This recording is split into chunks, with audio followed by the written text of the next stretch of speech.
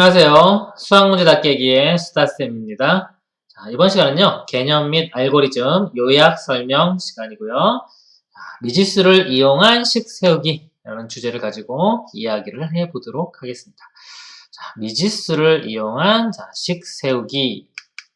일단 미지수의 개수와 어떤 것을 선택해야 되는지 이야기해 드릴 거고요. 그 다음에 미지수와 차원에 대해서 좀 설명을 드리고요. 그 다음에 문제 파악하는 거, 이런 거에 대해 얘기를 드릴 거예요. 여기는 지금 수식 이런 건 별로 없고요. 글 위주예요. 말 위주. 그렇기 때문에 이게 보통 재미없을 수도 있지만 상위권으로 올라갈수록 이런 게 더 중요한 거예요. 상위권으로 올라가서 그리고 고등학교 학년이 높아질수록 응용 문제 같은 걸 풀 때 유용하게 쓰이기 때문에 어려운 문제나 위로 올라갈수록 실력이 향상될수록 더 중요한 겁니다. 그래서 실력이 낮은 학생들은 재미없을 수도 있어요. 근데 봐두면 도움이 많이 됩니다. 집중해서 좀 봐주세요. 일단 미지수의 개수와 선택에 대해서 말씀을 좀 드릴게요. 우리 이제 방정식 같은 거나 어떤 함수 같은 거 풀 때 미지수를 선택을 하게 되는데요. 우리 문제를 풀 때는 가능하면 미지수를 사용하지 않고 풀면 좋겠죠. 그쵸? 가능하면 미지수를 사용하지 않고 풀 수 있으면 미지수를 쓰지 않고 푸는 게 편합니다. 편하고 좀 빨리 풀려요. 근데 문제는 미지수를 쓰지 않으면 오히려 더 복잡해지는 경우가 있거든요. 힘들어지는 경우. 미지수를 쓰지 않으면 아예 안 풀리는 경우가 있기 때문에 써야 한다면, 미지수를 꼭 써야 한다면 보통 적게 사용하자. 가능하면 적게. 가능하면 적게 사용하는 거예요. 근데 항상 적다고 다 좋은 건 아니지만은 일반적으로는 적게 사용하는 게 좋습니다. 그리고 다른 정보와 관련이 많은 것을 선택을 하는 거예요. 만약에 우리가 미지수를 여러 개가 있단 말이죠. 아니면 이렇게 나타낼 것도 여러 개가 있을 때 그 중에서 다른 거와 관련이 많은 거. 예를 들어서 미지수가 어떤 게 세 개가 있어요. 이렇게. 세 개가 있는데 요거는 얘랑 관련이 있고요. 얘는 얘랑도 관련이 있어요. 근데 이렇게는 직접적인 관련이 잘 안 보여요. 그러면 이것을 미지수로 잡으라는 거죠. 얘를 x로 하고 이것들을 표현을 하는 거죠. 그쵸? 그러면은 미지수도 한 개만 사용하면 되고 나머지도 다 쉽게 표현할 수가 있어요. 얘를 미지수로 잡기 시작하면은 이제 얘는 표현이 가능하겠지만 또 여기서 또 가고 이게 좀 불편할 수가 있어요. 더 식이 복잡해지던가. 그래서 다른 정보와 관련이 많은 것을 선택을 하고요. 그리고 큰 수보다는 작은 수로 선택을 합니다. 큰 수보다는. 예를 들어 어떤 미지수를 내가 x라고 했는데 이걸로 다른 걸 표현하다 보니까 이게 2분의 1x 이렇게 돼요. 또는 루트 x 이렇게. 이렇게 표현된다면은 얘를 계산하기가 우리가 좀 불편하겠죠. 그쵸? 얘를 미지수로 잡았으면은 얘는 2x가 되는 거고요. 그쵸? 요걸 미지수로 잡았으면 얘는 x제곱 이렇게 돼가지고 이런 거는 좀 편하단 말이죠. 근데 2분의 분수 나오거나 루트라는 기호가 나오면은 좀 우리가 계산이 좀 더 힘들어져요. 왜냐면 우리가 배운 것들이 대부분 다 분수 없을 때 그 다음에 루트보다는 2차, 3차 이런 것들 위주로 배우기 때문에 그래요. 그래서 큰 수보다는 작은 수를 미지수로 선택을 해라. 그래야지 좀 수월하게 문제가 좀 풀립니다. 그리고 차원에 대해서 좀 설명을 드릴게요. 차원. 우리가 1차원이면 미지수 하나, x 이렇게 돼요. 1차원이면 예를 들어서 수직선 위에 있는 어떤 점을 구하라 그랬어요. 그럼 그냥 x라고 놓고 문제를 풀면 되는 거예요. 왜냐면 우리가 구하고자 하는 이 공간 자체가 1차원 공간이기 때문에 x라고 두면 돼요. 근데 문제는 2차원이면 이렇게 되는 거예요. x, y 이렇게 되는 거예요. 이게 당연하지라고 생각할 수 있는데 의외로 학생들 못하는 학생 많고요. 제가 볼 때 정확히 못 쓰는 사람이 절반 이상이에요. 뭐냐면 이렇게 있어요. 평면에서 어떤 점을 구하라고 했어요. 이렇게 점. 이 점을 문제에서 P라고 했어요. P점을 구하시오 그랬어요. 그런데 이 P를 그냥 P라고 놓고 문제를 풀면요. 이게 안 풀려요. 왜냐면은 이 P의 본질을 모르기 때문에 그래요. P의 본질. P는 지금 2차원 평면상에 있죠. 그렇기 때문에 얘의 본질은 2차원적인 애예요. 그래서 어떤 이 변수 하나로 표현할 수가 없는 애예요. 본질이. 그래서 P라고 하면 안 되고 x, y 해서 미지수 두 개로 표현해야지 얘가 되는 거예요. 이게 본질이에요. 이해가시나요? P라고 하면 안 돼요. x, y라고 하고 문제를 풀어야 돼요. 만약에 공간에 있어요. 공간에 있는 어떤 점을 구하고 싶어요. 자, 그러면 이거는 이것도 P라고 하면 안 되고 구체적으로 미지수를 3개를 써줘야 되는 거예요. 이렇게. 얘의 본질이 3차원적인 애기 때문에. 그쵸? 이렇게 보면은, 그래, 나 그 정도 알아 라고 할 수도 있겠지만은, 자, 요거는 학생들이 많이 틀려요. 만약에, 자, 2차 함수가요. 자, 2차 함수가요. 3차원이에요. 자, 2차 함수는. 이게 무슨 말이냐면, 자, y는 ax제곱 플러스 bx 플러스 c가 있을 때요. 자, 이게 c가 있을 때, 자, 이게 xy의 입장에서 보면은, 자, xy 입장에서 보면은 2차원이 되고요. 식은 하나이기 때문에 어떤 선이 됩니다. 이건 xy 입장에서 보는 거고요. 만약에 2차 함수를 구하라 그러면, 자, 우리 목표는 abc를 구하는 게 우리가 목표가 돼요. abc를 구하는 거. 그러니까 abc는 미지수가 3개죠? 3개이기 때문에 이건 3차원이 됩니다. 3차원. 3차원이기 때문에 abc를 구하려면 우리는 정보가 3개가 필요한 거예요. 또는 식이 3개가 필요합니다. 기본적으로.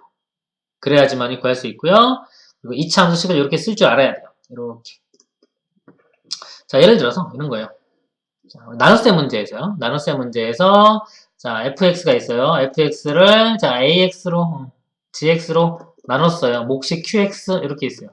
나머지 rx 나머지 구하라고 했어요. 이렇게. 자, 이거 중요해요. 자, 고일 내용이에요. 자, 나머지를 구하라고 하면요. 자, 제일 중요한 게 뭐냐면요. 얘 차수가 뭔지 알고 그 차수를 풀어 쓰는 게 중요한 거예요. 자, 만약에 얘가 3차식으로 나눴어요. 3차식. 3차식으로 나눴는데 얘를 그냥 RX라고 두고 이렇게 있으면 그대로 놔두면요. 문제 안 풀려요. 자, 이거는 얘 본질을 모르기 때문에 그래요.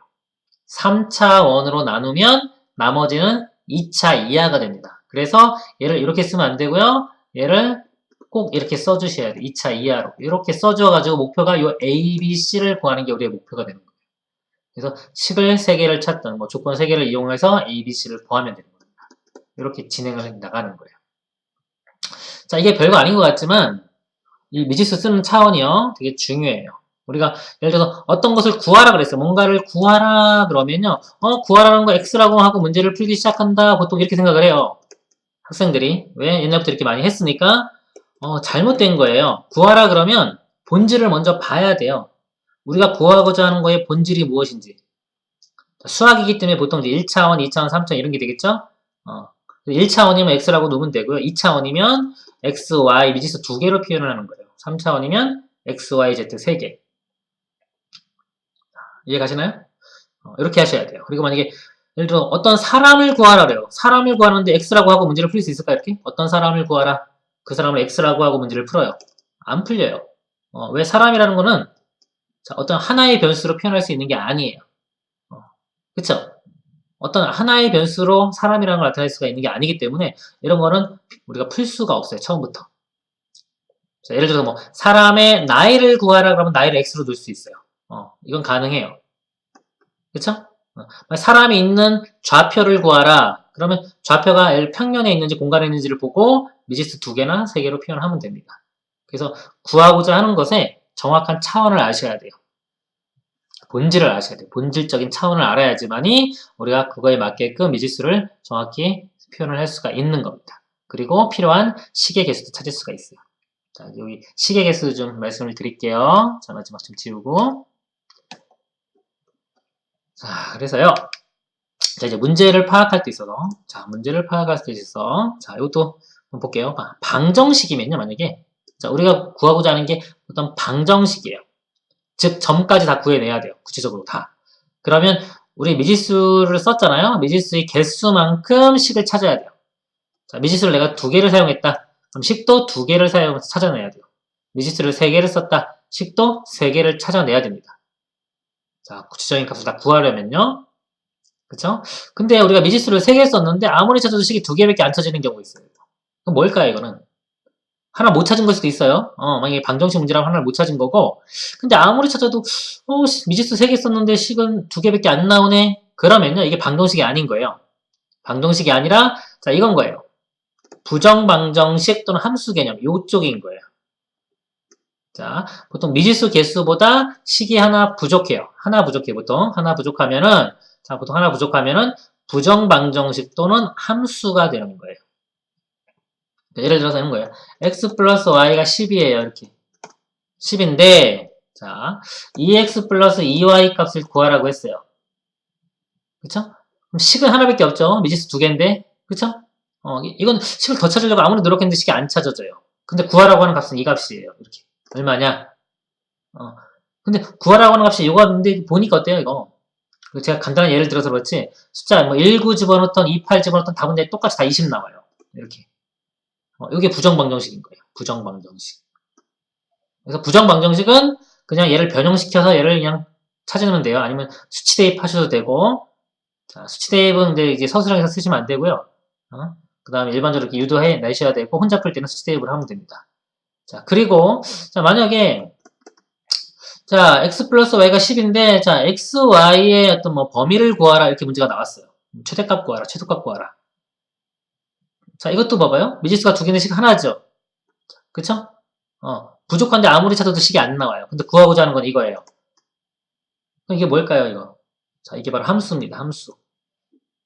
이거는 x, y 값이 바뀌면 같이 바뀌어요. 바뀌는데 지금 미지수가 하나 부족하죠. 지금 식이 하나 부족하단 말이죠. 그래서 얘는 함수 개념이 되는 거예요. 그리고 y 대신에 10-x 집어넣으면은 이렇게 x에 10-x 돼가지고 함수가 되는 겁니다. 함수. 이거 뭐야? 2차 함수가 되겠죠. 그쵸? 그래서 보통 최대값, 최소값 또는 범위 구하라 이런 식으로 문제를 내는 거예요. 그래서 자, 우리가 미지수를 몇 개 쓰는지 그리고 문제의 목적이 무엇인지 목적이 방정식이다. 그러면 미지수 개수만큼 식을 다 찾아야 되고요. 자, 부정방정식 또는 함수다. 그러면 식을 한 개 덜 찾아줘도 돼요. 두 개까지만 찾으시면 다 찾으신 거예요. 더 찾으려고 노력할 필요가 없는 거예요. 그 상태에서 문제풀이 들어가면 됩니다. 그래서 이제 응용 문제 풀 때 중요한 내용이고요. 이거 한번 곰곰이 잘 한번 연구하고 생각해 보셨으면 좋겠습니다. 자, 이번 시간 여기까지 하도록 하겠습니다. 수고하셨습니다.